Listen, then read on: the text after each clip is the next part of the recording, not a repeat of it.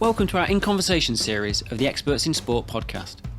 During this series, we'll be speaking to a wide variety of athletes, leaders and entrepreneurs within sport, exercise and health industries to find out more about their careers, their impact and their future.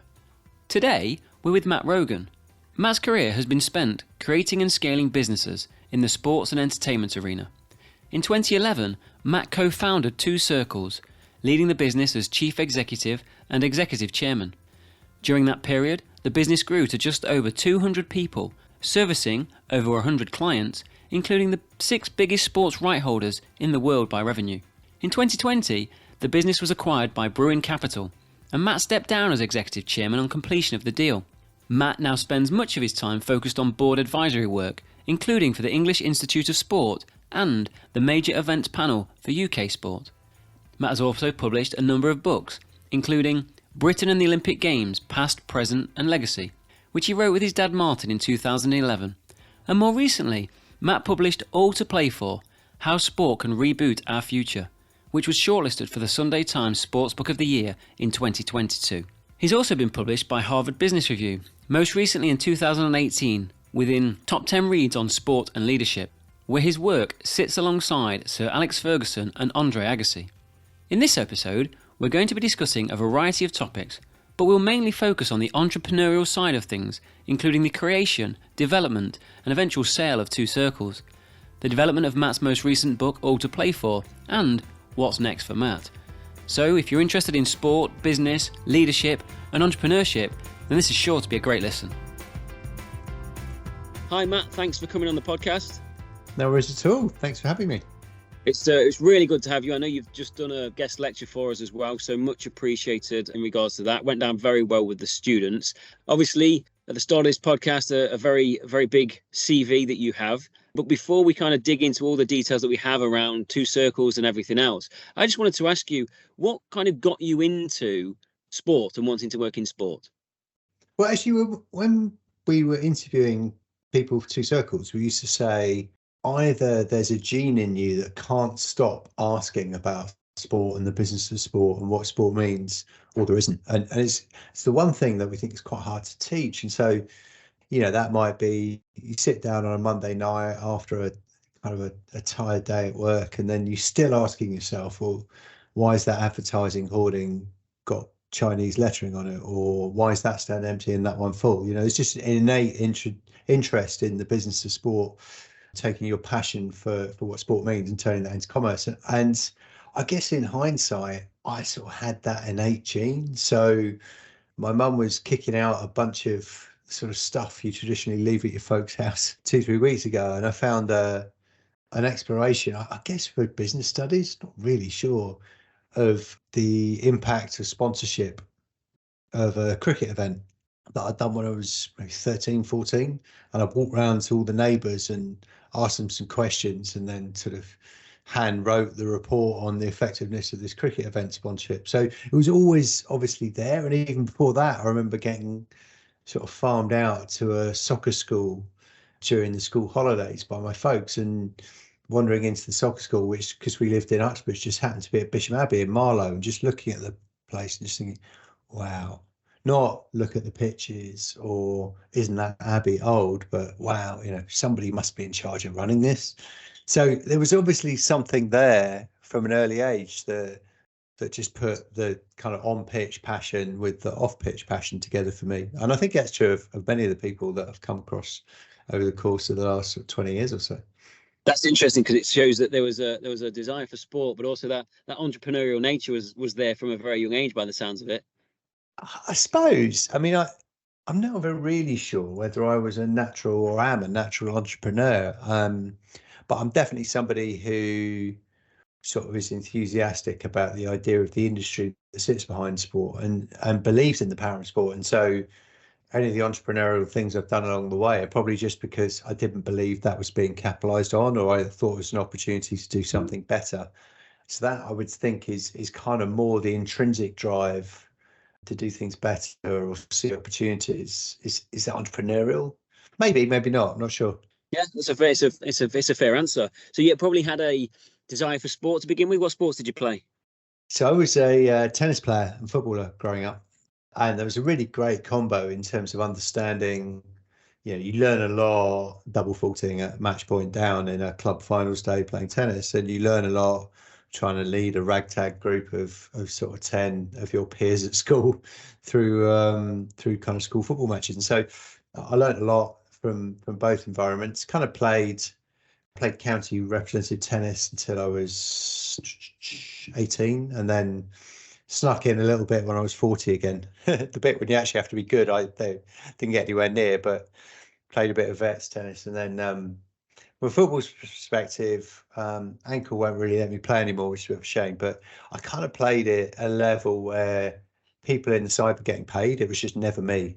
So I was always one of the ones that could play pretty much anywhere, and was always happy to fill in to play the best level I could, but I was never the draw, put it that way.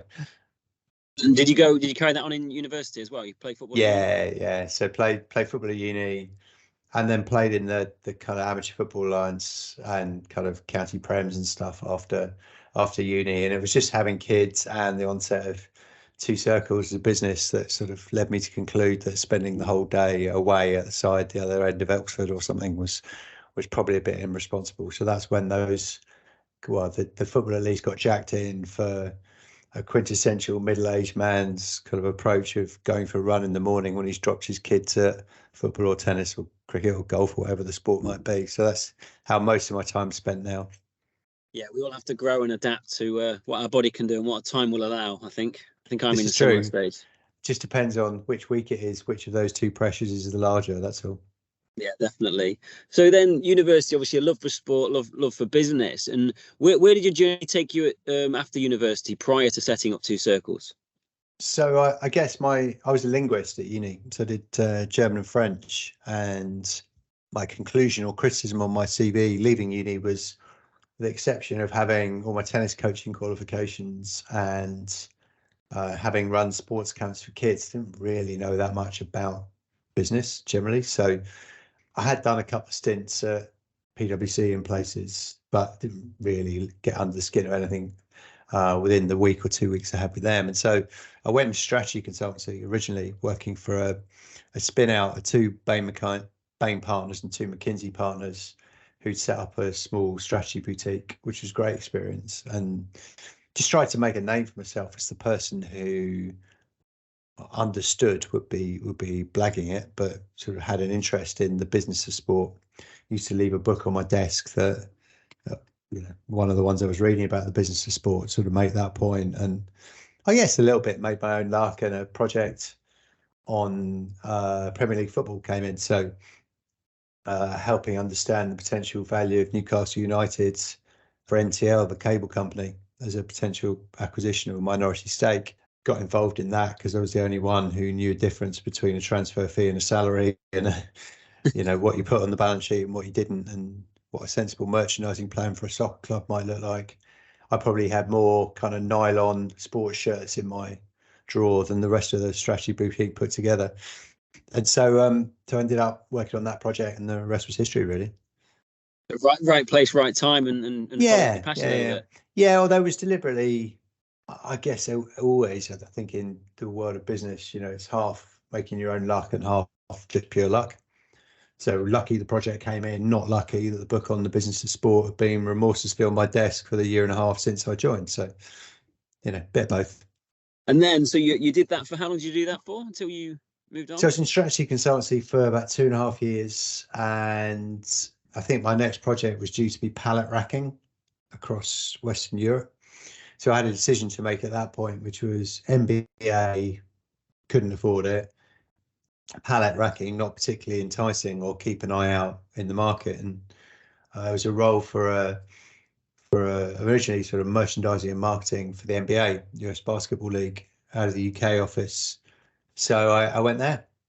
Nice. And that was, so the joke at my wedding, I then went from the NBA to MTV, ran their European sponsorship team for about 4.5 years. And the joke at my wedding at the end of my MTV time was I was the smallest man ever to work for the NBA and the least musically talented ever to work for MTV. So he'll probably be going to the FA next.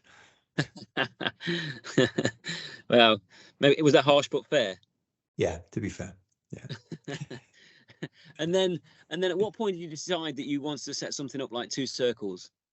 So I'd left MTV thinking I might want to go out on my own at that point, and I'd have met a business set up by a guy called Adrian Morehouse, Olympic gold medal winning swimmer, who set up a business called Lane 4 that took principles of sort of organizational psychology, sports psychology, and things, and applied those to business. I was thinking I was going to be there 6 months, and actually ended up being there for 7.5 years. It was a fantastic place, and I learned a lot.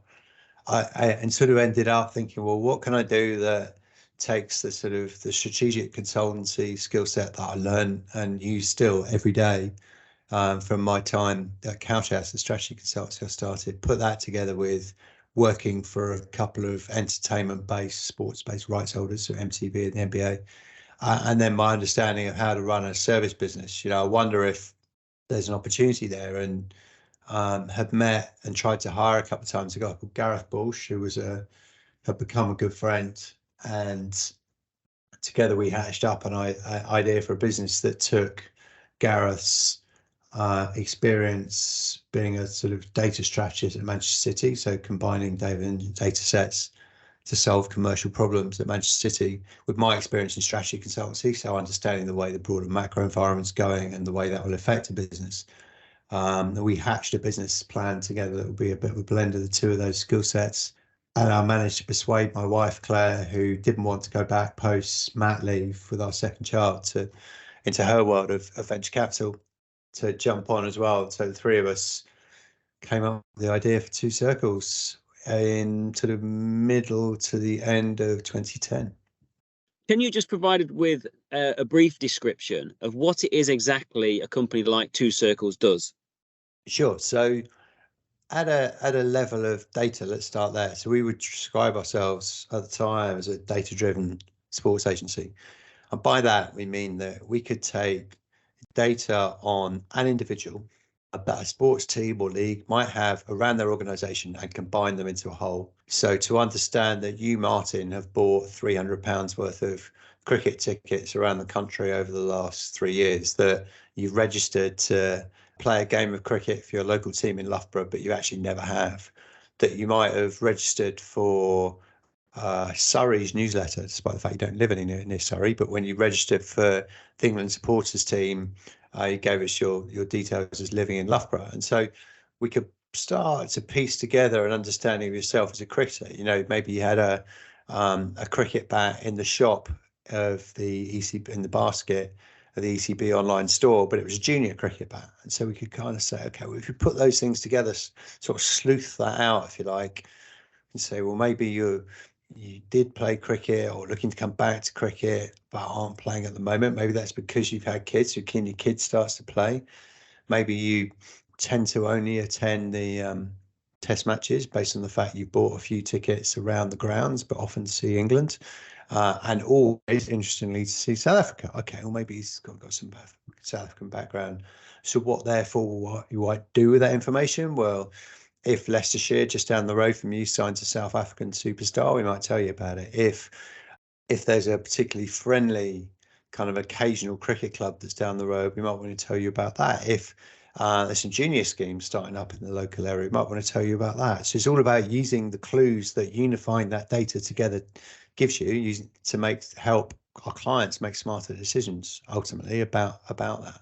So to that extent, it's part technology business. So it's kind of in the process of integrating that data is quite tricky. Once you know how, it's a little bit easier. It's never that easy, but the part technology business, part analytics business. So we ask ourselves, what we market to this person?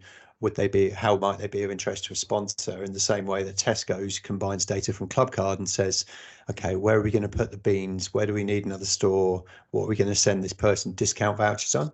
It's exactly the same thinking process. Unify the data, then make sense out of it.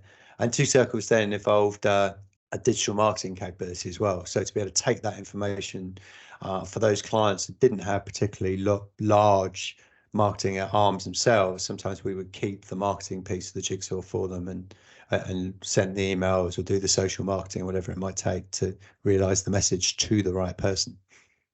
And what was the purpose then of Two Circles? So you've come up with this idea. What was the main purpose of it? So I guess the main purpose was I worked in and around sport and entertainment for a long time. Gareth a little bit at that point, although now knows the world inside out, back to front. We believed that the traditional sports marketing agencies were living in a sort of fairly arcane era of making decisions based on finger of the air or small research samples. And so fundamentally, a lot of their marketing spend, a lot of their strategic decision making was very poor. At the same time, we saw that the world of digital was changing, and that rather than the power being in the omnipotent broadcaster who could manage your message on your behalf through to the customer, retailer exactly the same. We believe that digital and data meant that more power was going to go back to the rights holder, the sport, the team, the league, to have direct relationship with the people that followed them, that they wanted to know more about.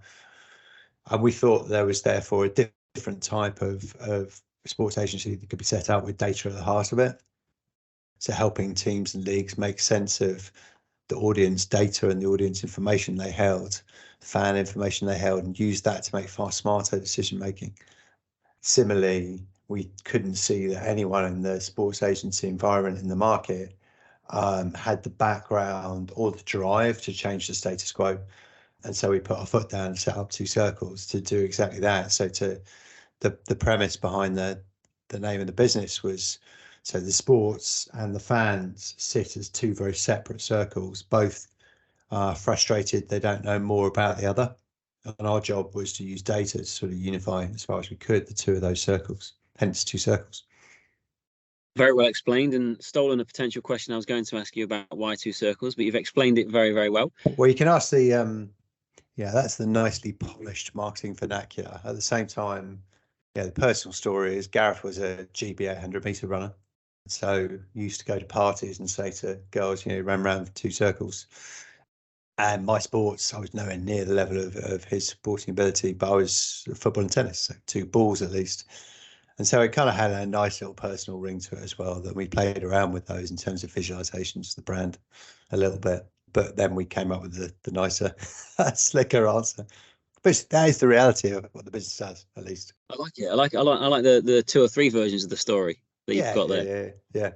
It's nice. Well, I'm stealing something from earlier. So obviously you gave us a guest lecture earlier, and you talked about the balanced scorecard. Yeah. So would you be able to explain to us what Two Circles does? And I know you mentioned it in terms of the balanced scorecard earlier, so I thought that was quite a nice way of expressing it. Yeah, so I guess our job was to build sharper commercial understanding and tools and intelligence into the way in which sports rights holders, clubs, teams, leagues work.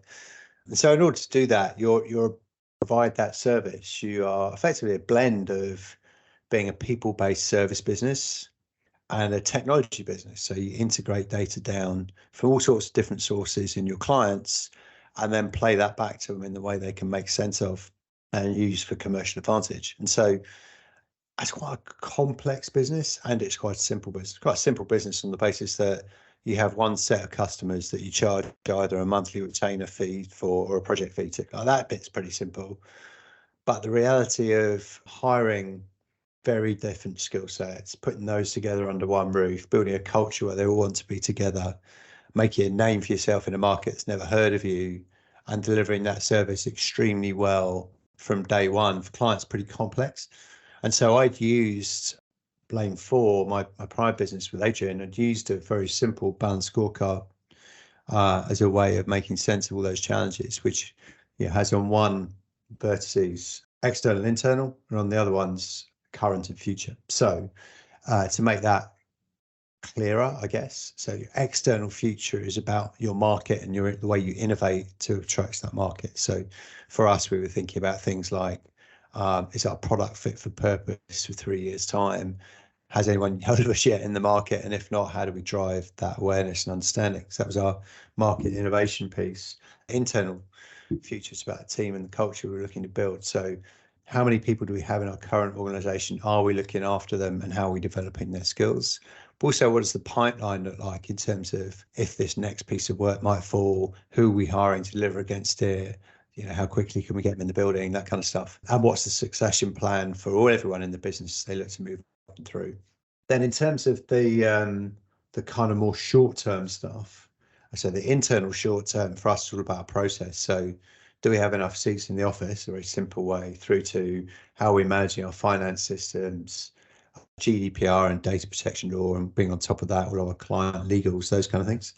And then the external current rather was all about our clients. So, what is the nature of the work we're delivering for our clients? Do we have the quality to fulfill that? What do we think their future needs might be in the next 2, 3, 4 months? And do we have the team on board to be able to deliver against that? Those kind of short-term client quality things. And the balanced scorecard as a theory comes out from some study the University of Sheffield did, I think in the 70s, that looked at the financial performance of businesses that emphasize all four of those quadrants on a consistent basis, as opposed to just focusing on the here and now on client delivery and margin and things like that. And they suggested that sustainable performance came from that place, and that those that focus in a more broader sense were ones that achieved long-term success. And certainly, we sat down on day one and built a balanced scorecard for our business. So taken was it by my time at Loughborough and using it. And so for us, it was hugely powerful and continues to be used as a tool to this day.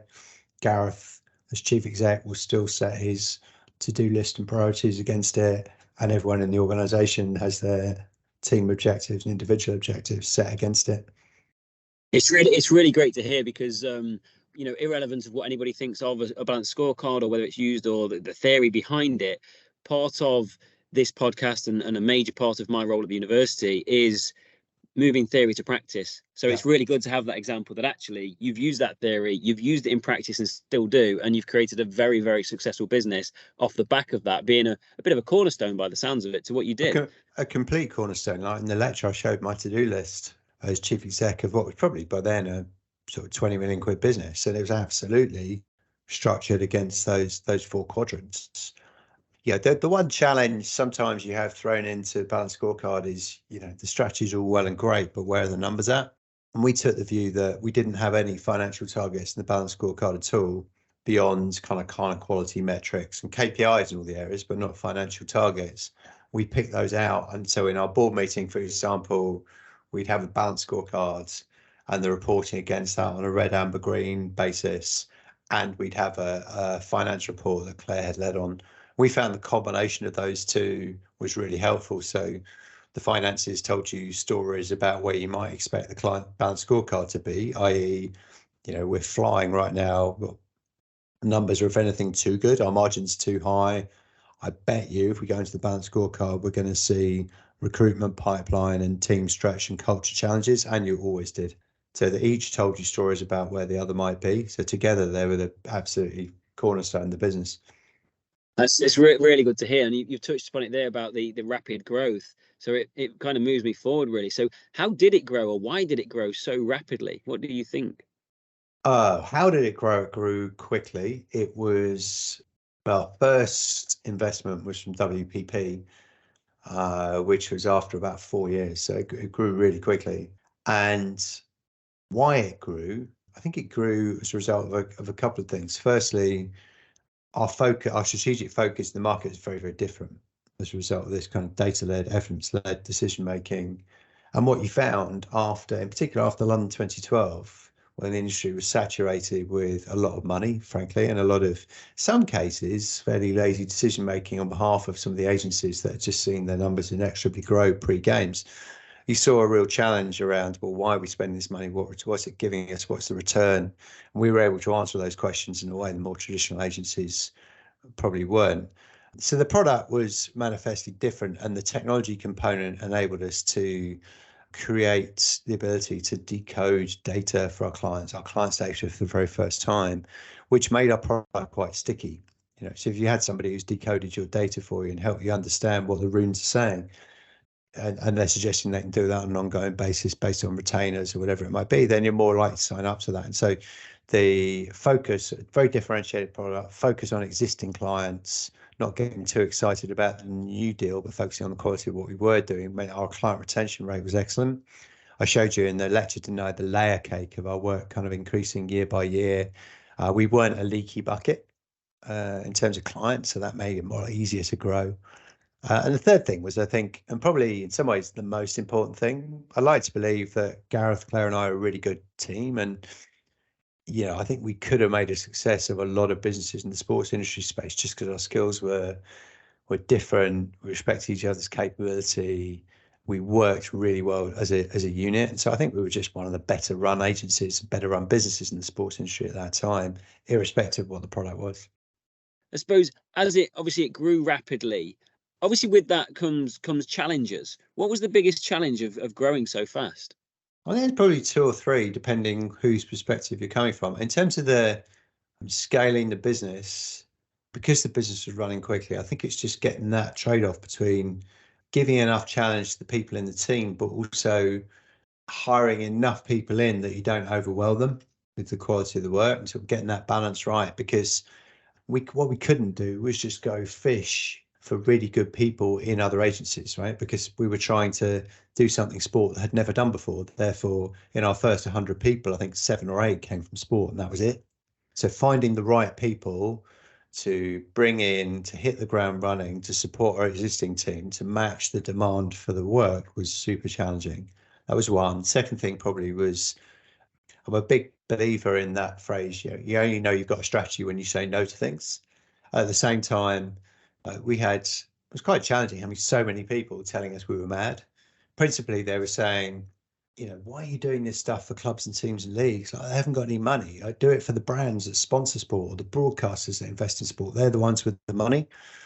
And so sticking to the knitting and saying, look, we believe that the digital will change that balance of power. And we believe that we're better off brilliantly serving a niche in the industry rather than trying to be all things to all men or women, just like every other agency, was important.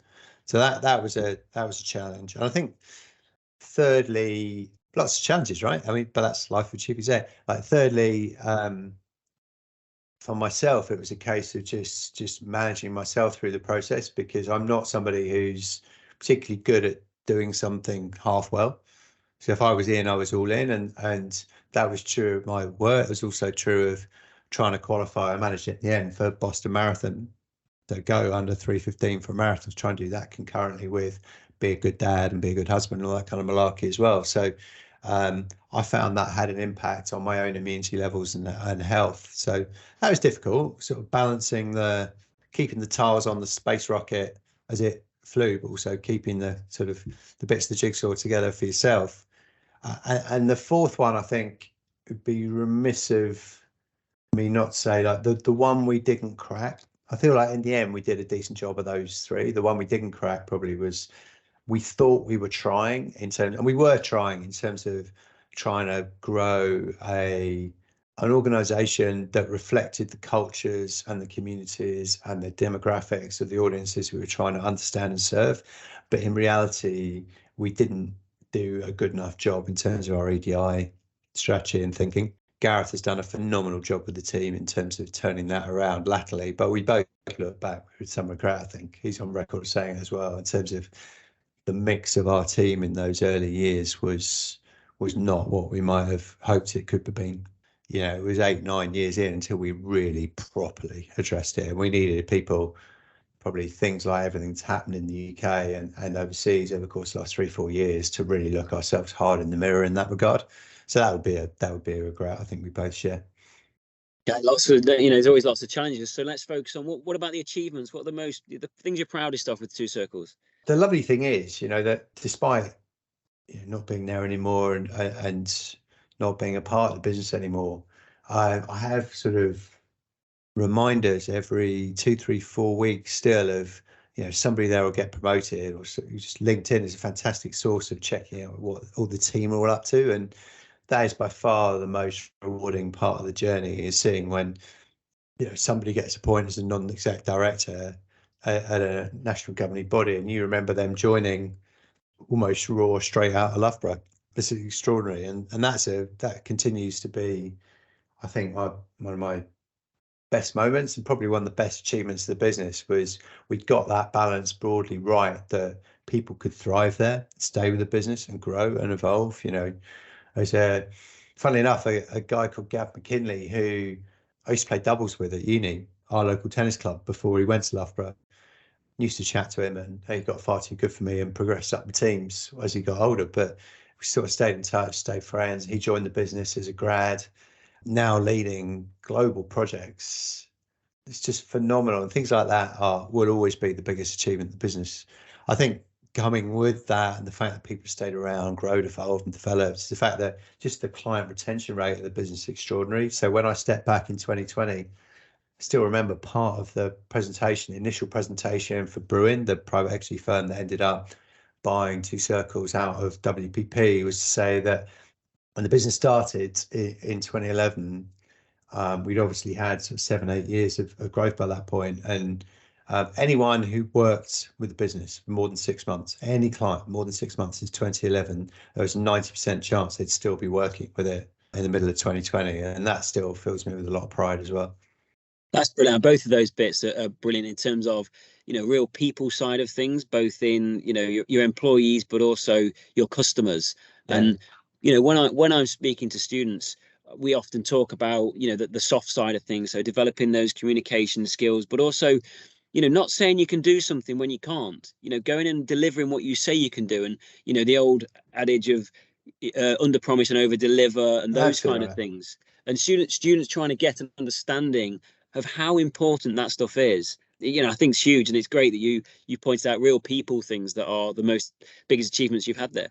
Yeah, absolutely. I mean, it's life, and therefore industry is, a permanent give and take, right? So, there were plenty of instances where we did countless favors for clients in terms of going the extra mile and then going an extra mile again. We were naturally driven to go that extra mile, and then sometimes a client had run out of money or encountered a particular political problem or something had gone wrong at their end, and so we put a shift in for them. And at the same time, when you do things like that, they're more naturally inclined to put a shift in for you. And that might be actually things that you never quite know about. That might be the fact that they're talking to a peer in the industry who asks, well, which agency would you recommend for this? Or, they just ask to give a blind reference when you're not part of that process at all. And so, it's all a blend of give and take. And hopefully there is no doubt that people who worked at Two Circles, Two Circles took a lot for them in terms of care and their time, and they absolutely put significant amounts of their body and soul into the business. But I'd like to hope we gave it back. It certainly sounds like you did with the growth that you had. So we're going to super duper fast forward into selling the business. And so what made you make the decision to sell? So I should explain the way things went. So the first person to invest was WPP, who bought a majority stake, and then Brewing Capital bought Two Circles out of WPP and bought Claire and my minority stakes as well in 2020. And the important word there was invest. So I don't think at any point did we decide to sell the business. But at 2 points, we decided that an investor was what the business needed. So they were both decisions that were in the best interest of the business. So the first one, very quickly, as I explained, we basically had developed the market and were servicing most of the market in the UK. And so the question for us became, well, do we develop other services in the UK, the downside of which was there were a lot more competition in that space, or do we look to broaden overseas in the niche that we're in and delivering well in one of the fastest or the most capable countries in the world in this space? And so we decided to go with the latter. But that meant that we were in other countries where we didn't know who to trust. We didn't know how to get paid. Nobody knew us from Adam. And so WP were hugely helpful. And we thought we needed somebody to help sort of de-risk that international piece. Our mortgages were still on the line at that point, and we needed somebody who could walk us in places, introduce us. And we had, at that point, Sir Martin Sorrell in WPP, on the board of Formula One, second external person ever to speak to the Members' Congress at the IOC after Ban Ki-moon, and so just that level of credibility was massive for us as a business. And the second investment came around from Bruin because we were at a point where business would then developed its capability internationally, had an office in Switzerland, office in the States, yada, yada. But the future of the business was to take more aggressive positions on the projects it was doing for its clients than just being effectively time and materials, just charging time and a technology retainer. But there were certain instances we'd come across where actually the client, in order to take a risk, so launch an OTT channel or completely revolutionize its approach to hospitality or build a new main stand, whatever it might be, they sort of needed partners who were there for the journey with them rather than just charging them fees. And the relationship with Bruin has enabled Two Circles, if you look since, to do all sorts of joint venture deals where it's got skin in the game, acquire a couple of complementary businesses and just invest in or speculate in order to accumulate. And private equity has been the perfect environment for that, and came with the added advantage that a large number of the Two Circles team, in fact, everyone in the business, at one level or another, was cut in to be shareholders of the business as well at that point.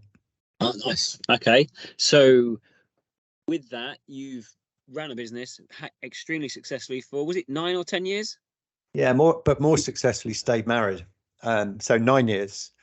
And at that point, Claire and I basically had a decision to make around, there was absolutely a stay with the business path there. I mean, but those of you who know the trajectory of sort of private equity, reality is it's 3, 4, 5 year horizon probably is a minimum that you're making decisions to stay with something.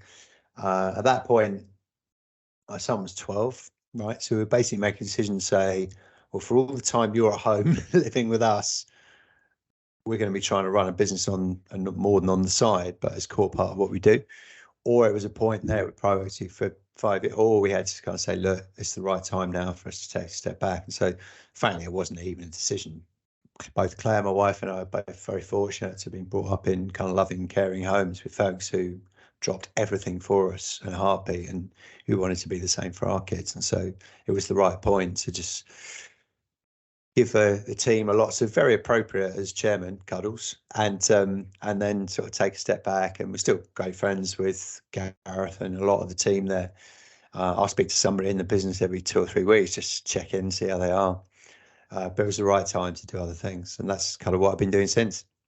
Nice. We're going to touch upon what happened next shortly, but I suppose just to kind of add any advice to anybody out there who are looking to have an idea for a business or have some ambition to potentially start their own business, have you got any advice of what they should do, where they should go, or anything? I think it'd probably be 2 things. The first thing would be, it's really easy to root your idea for a business in your own personal experience of where you think there's a gap. So I could have launched a business in strategy consultancy in sport, for example. It would have done okay. Gareth could have launched a business in the data integration side of sport, and that could have done okay. But it was only really by being out in the market and talking to potential customers, talking to Manchester City as well, that we got a sense of really refining a proposition that will work for customers.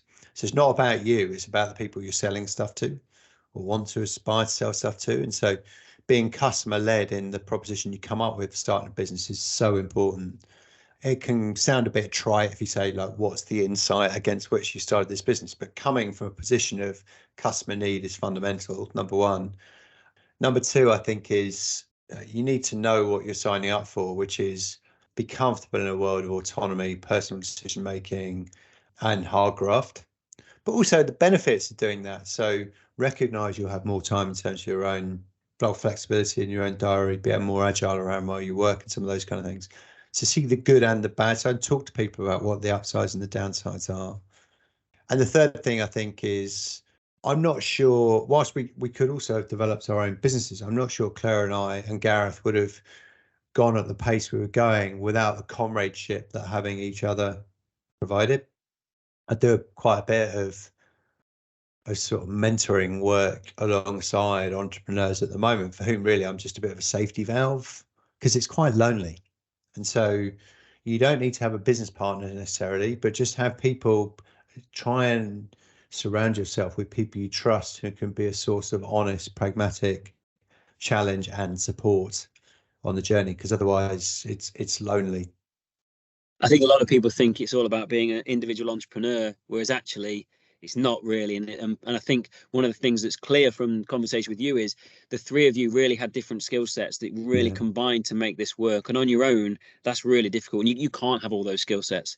No, not at all. I mean, and to the point that we delineated the roles really quickly. I ran the business, Claire ran the numbers, Gareth ran the clients.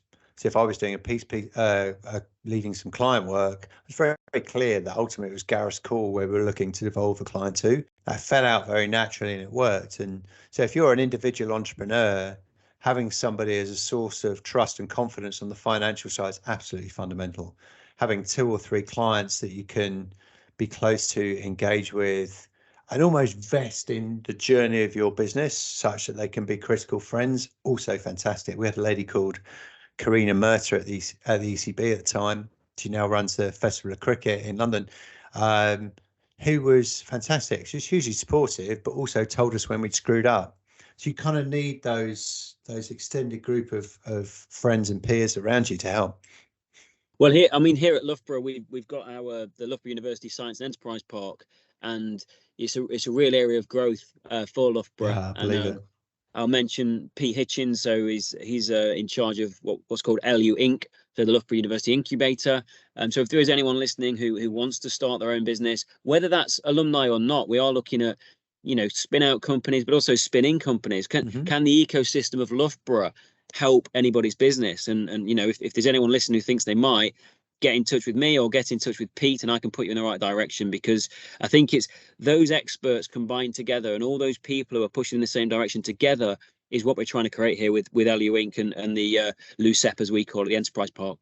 It's that notion of being able to bounce things around with peers is so powerful in terms of having people going through the same journey, the same challenges, and being in a position where you can share some of those challenges. So for me, I had two or three people in the industry. I had a lady called Karen Earl, who was my mentor at the time. She was chairing her own business that she'd sold out of called Synergy. She was fantastic, just sitting down every so often, just warts and all, telling it like it is. Also had good friends running an agency called Fuse, who are a bit like us, would try and do things a little bit differently. And we got together for a coffee or a beer once every 3-6 months. Just went, how are you finding recruitment right now? Or how are you trying to manage the fact that clients don't want to pay you in 30 days? Or, what are you going to do about office space? Like, there was just some of those conversations where you can be in that peer network, hugely powerful. Turns out the guy running Fuse is a gentleman called Mark Bullingham, who's now in charge of the FA. And he's, just asking people for a little bit of advice and time. People are so giving. You just have to ask. And if you can put yourself in an environment where you can pull on some shared services, some expertise, pitch for stuff together. It's just a fun place to be around as well, that can help undermine the fact that he's lonely otherwise. Yeah, no, definitely. So yeah, get in touch if you're looking at starting your own business, anybody.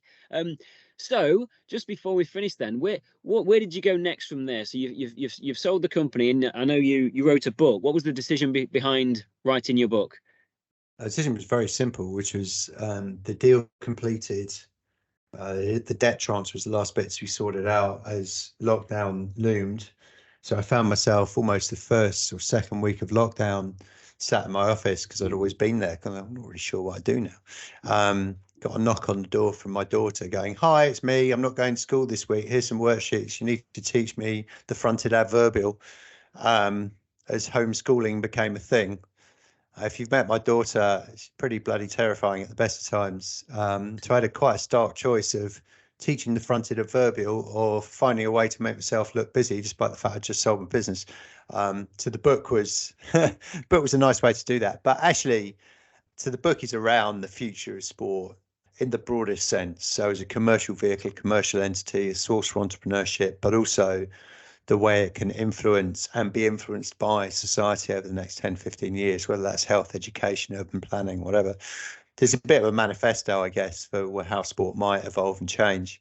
And it was all the stuff I've been thinking about and talking about in my free, interested time, I guess, outside of Two Circles. So I've been lucky to sit on the board of the English Institute of Sport and see the way technology was impacting not just on elite athletes, but the broader population, see the way that our ability to manage health through sport was changing. Some of these things that I'd just seen as a dad, looking at the way in which parents were behaving in and around their kids' sport, and sort of tried to pull that together in a bit of cocktail of stories and reflections on where sport might go next. Working with a great mate of mine, a lady called Kerry Potter, who had the misfortune to be coached football by me in the women's sports team at our college at uni.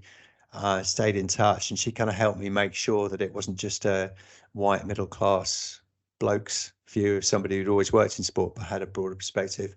So I do a lot of speaking and teaching and a bit of advisory work now on the back of the book.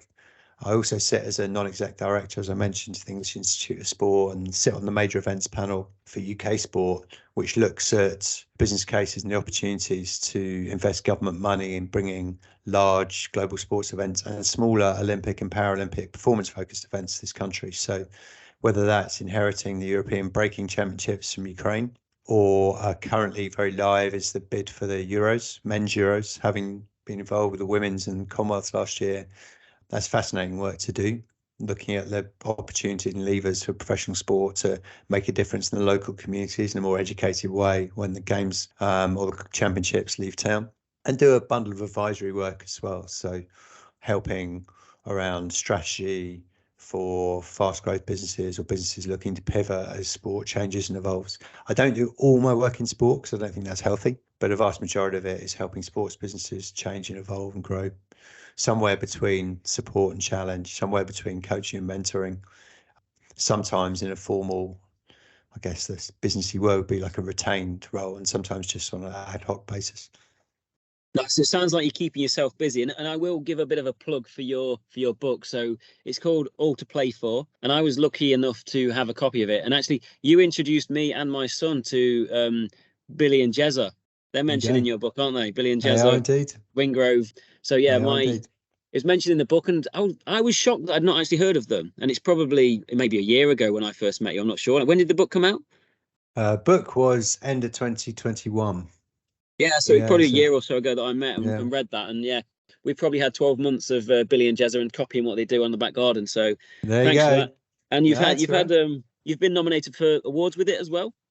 Yeah, it's nice actually. So it's the Sunday Times Sports Book Awards from last year and 2022.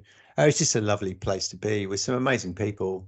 The awards ceremony at the Oval, my folks came along, Kerry, and some good friends who kind of helped me shape thoughts in the writing of the book, including Dan Rowan, the sports news correspondent, who's kind enough to put a quote on the front. It was just a really nice celebration evening at the Oval in the sun in the summer. Feels a long time ago now. I sat in the February morning looking out over the kind of muddy fields, but it's a lovely highlight. I mean, you don't write it for that. You write it for the fact that I've spoken to thousands of people now about some of the implications in the book, and I've spoken to the management of the International Olympic Committee and been to Manchester United and Formula One and places, but also been to schools and colleges and prisons and British Triathlon and all sorts of different places, and Loughborough. And it's lovely actually to stand up at Loughborough and say, well, this place has put more people into two circles than any other academic institution. I think it's 65 at current count. But it was a lovely way to stay involved and active in the industry in a way that hopefully gives back. What's next for you? What's next? Well, I'm very busy in the run up to June. So I tried to do a volume of my sort of travel related advisory work in the run up to June, because June is kids GCSEs in Connor's case, and then they play a pretty decent level of cricket. So we're on the road with an older boy and younger girl through the sort of slightly extended summer holiday period. So in the run up to that, I think I'm doing going to be out at a couple of international tennis events doing some advisory work there. I think I've got a lot of work going on at the moment with the UK Sport and English Institute of Sport Strategy. Well, of course, we're not far from the Paris Games, which means we're thinking about the LA cycle now. So as a board, your attention always has to be kind of beyond the short term. So we're thinking a lot about that as a strategy. Doing quite a large amount of work with, I guess, the sort of sports apparel industry as well, as they kind of think through what the next 10, 15 years looks like for them. All sorts of opportunities, all sorts of challenges as well, in terms of supply chains and consumer preference changing away from perhaps some of the more traditional sports into some unconventional ones. Changing that business model is really interesting. And hopefully might try an ultra run towards the end of the year, depending if I can fit it in or not. Interesting. It's good. It's good for the soul to get out for 2 or 3 hours, a couple of good sports business or podcasts or other podcasts on, and just not have to look at your watch, hide it in your back pocket, and just run. Because I find really good to if I don't work too hard, just kind of helps me switch off a little bit. And then my pet project is, if you remember, do you remember in the book, there's a charity called Stormbreak? Yeah. So Stormbreak was founded by a PhD in fitness behaviour from Loughborough, a guy called Dr. Martin Yelling, who's built a charity out from scratch that sort of looks at the use of movement in primary care settings and primary school settings to help kids effectively stay on the straight and narrow with their mental health and resilience and things. So I'm for my sins, I've decided to run a music festival in my local home village in aid of Stormbreak. Yeah, if you remember what my best man said about being the least musically talented. Yep. I'm always up for a challenge. That sounds good. Sounds like you've got a lot on, and with you training for the endurance, the ultra endurance, certainly there's a podcast on Experts in Sport Okay. with Tom Evans called Strength Training for Endurance Athletes. And if you don't know Tom Evans, he's an ultra endurance athlete, trains here at Loughborough, maybe still is, sponsored by Red Bull. Very well received podcast. And you also mentioned the IS, so I presume you know John Steele. Yeah. So my most listened to podcast last year was about leadership with John Steele. That was an excellent podcast. So a few there for you to listen to. You can get on and listen to some of these. John's a class act. So he was chair actually when I joined the EIS, and we'd known each other in informal walks of life as well. So he's I class him as a good friend. Oh, good. He's absolutely phenomenal, and I was really keen to speak to him about leadership and record it. So anybody want to listen to some great podcasts, go listen to those as well, because there's some very well received podcasts. But Matt, we've come to the end of our time, so I massively appreciate you coming on. Thanks for giving us the full story around Two Circles, all the way from, warts and all the way from the start, all the way to you selling, and then your journey's continued. Anybody wants to kind of go and buy the book, All to Play For, great book, go over, read, and really look forward to potentially working with you in the future. Been great meeting you. I hope so. And thanks on behalf of Two Circles for everything the amazing Loughborough does for trying to help improve and optimize the sports industry we all care about. We've just been a little bit haphazard around how we've managed it. So thanks to the pod, and thanks for everything you're doing. Thanks for listening to the Experts in Sport podcast. If you'd like to get in touch, then please contact me, Martin Foster, at m.foster@alborough.ac.uk. Thanks for listening. See you next time.